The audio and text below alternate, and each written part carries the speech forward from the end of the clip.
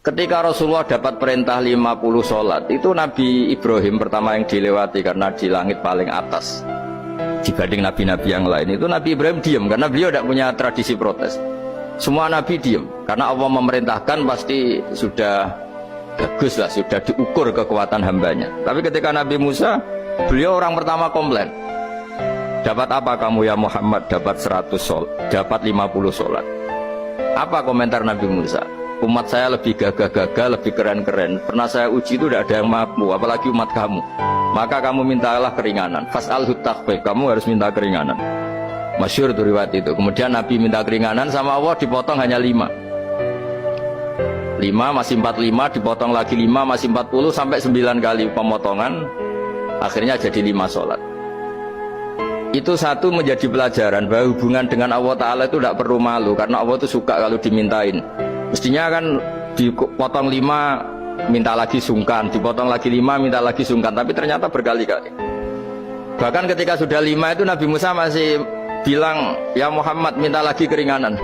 Jadi kalau itu dikabulkan itu jadi tidak ada sholat itu, kalau 5 masih minta. Nah, sampai Rasulullah itu tanya ke Jibril, ya Jibril, bagaimana dengan gaya komplainnya Nabi Musa? Hiddah itu sering komplain. Jawabnya malaikat Jibril, ya roh hiddata, Allah tahu betul tentang komplainnya Musa dan Allah senang. Ya karena bawaan beliau begitu. Ini penting saya utarakan bahwa dalam Islam itu orang yang lemah lembut, yang samahah, Allahun halim kayak Nabi Ibrahim itu juga Allah suka. Yang suka komplain tapi demi hak, bukan demi konflik. Saya ulang lagi, demi hak bukan demi konflik, juga Allah suka. Itu kita menjadi dapat sholat yang hanya 5, itu barokahnya komplainnya Nabi Musa. Karena kita yang lemah ini diukur dengan umat beliau yang kuat, ternyata umat beliau tidak kuat.